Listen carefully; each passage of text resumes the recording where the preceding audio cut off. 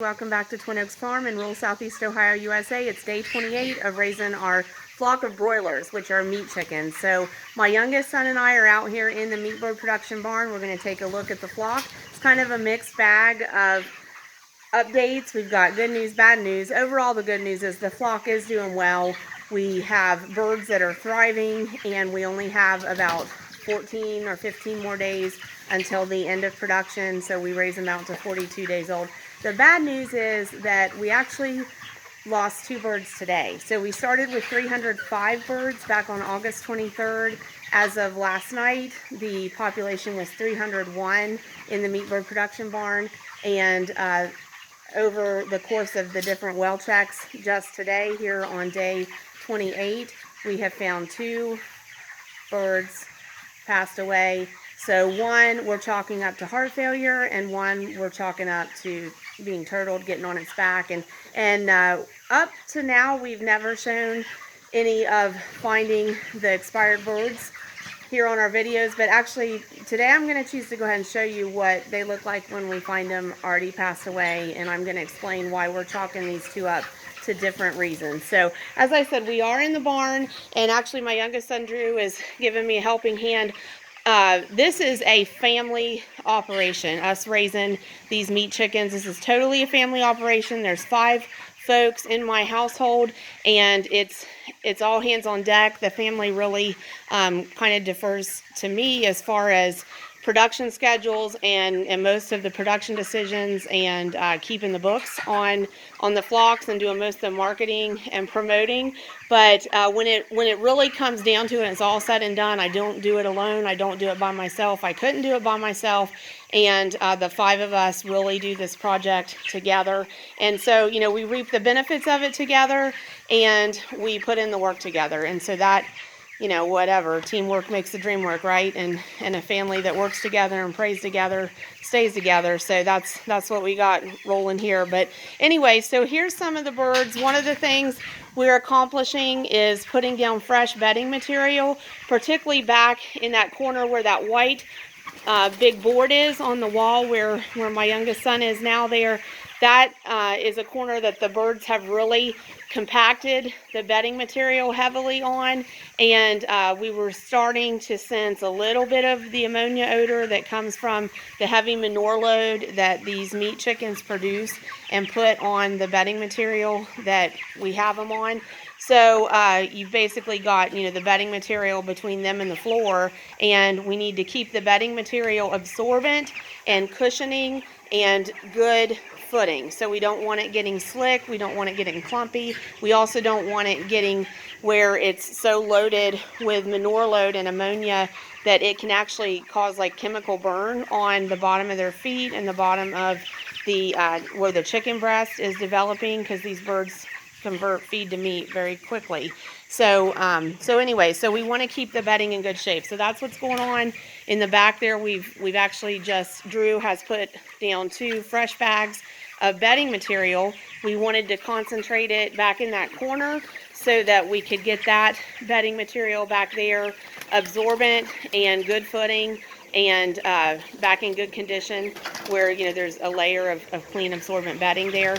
And then so a whole bag is basically being spread just in that corner where Drew is working, and then we've got a whole bag here, and we're going to utilize from here to cover a little bit of this, but also utilize from there to take it around the waters and the feeders and bed the waters and feeders down good, because the birds spend a lot of time at the waters and feeders, so they compact the bedding material there quite heavily. They're also oftentimes manuring while they're up there at the feeders and waters. Check out that feed dispenser. It's full. The birds are all circled all the way around it, getting food from it. So they are still eating 100 pounds a day. That's right on target for what we need to see them consuming. We are still feeding 22% value protein, and we actually hope to be doing that for about 6 or 7 more days, and then we're going to drop them down to a 19% protein value, and then finish them the last 2 or 3 days just on cracked corn. So that's a water dispenser. So we had filled waters, topped them off full 20 gallons total in the pen. We had filled them at probably about 7 p.m. on day 27, and when I checked the barn this morning, 7 a.m. on day 28, those were basically, they weren't empty, but they were down so far that it was the last of the water that could filter down into the trays. So overnight, so in a matter of 12 hours, they did drink 20 gallons of water, and I refilled all of those at 7 a.m. on day 28. And so they're part way into all of those. So by this evening, we'll need to fill them again. That was on the waters. And then the feeders, actually, they've got those eaten down pretty well. We had put 100 pounds of feed into the feeders late afternoon on day 27. And now we're like early afternoon on day 28. They haven't quite emptied them.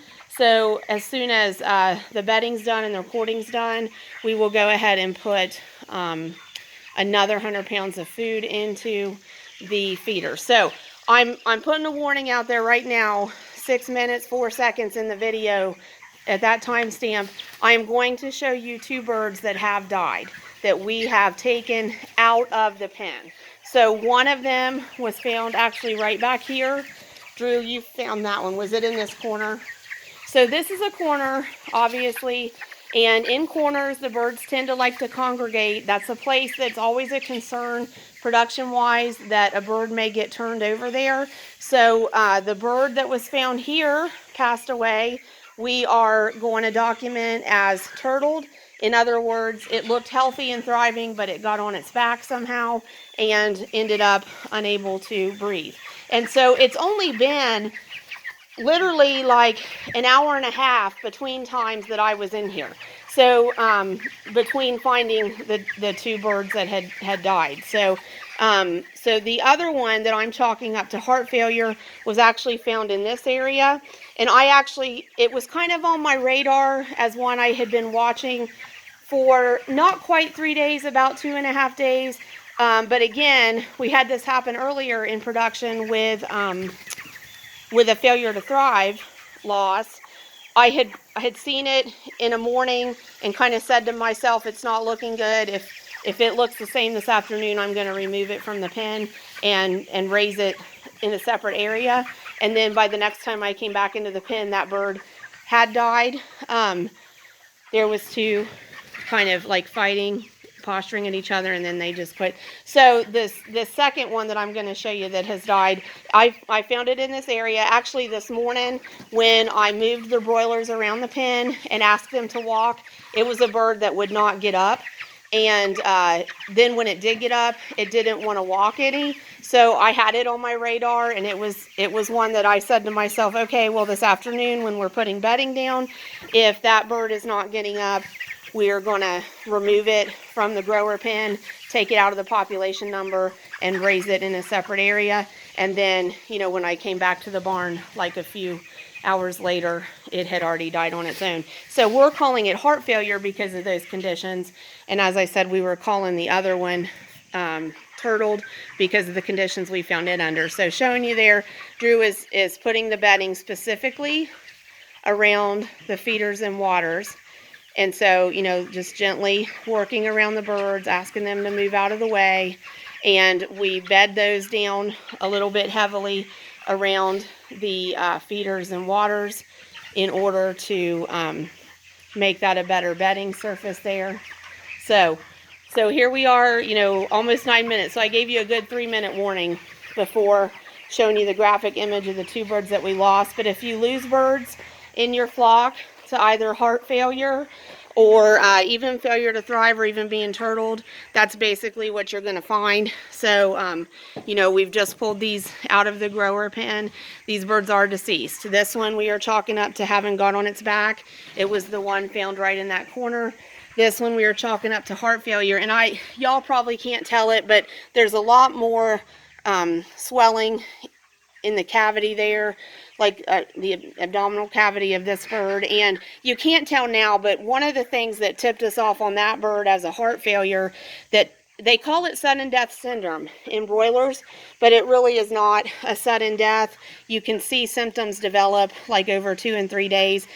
The coloring on that bird, like as we look at these birds in the pen and we see their skin coloring, you know, it's a healthy pink. It's kind of a pale pink, but it's a healthy pink. And so sometimes if they're in heart distress, that will take on like a bluer, a darker red or a bluer appearance. And we were seeing that in that one bird that we are going to document as a loss to heart failure. So that's what's going on in the pen. So the population number is now 299 broilers on day 28, but 299 out of 305 is still not awful. So we're going to try to remain encouraged, but it's always discouraging when we do lose birds in the production operations for poultry. So thanks for joining us, y'all. Thanks for bearing with us. Thanks for being patient with us. Please give us a thumbs up if you liked it, or a thumbs down if you didn't. And we hope that you'll subscribe if you haven't. And I sure hope that you'll join me again back in the meat bird production barn. We'll do another video on day 29. God bless y'all.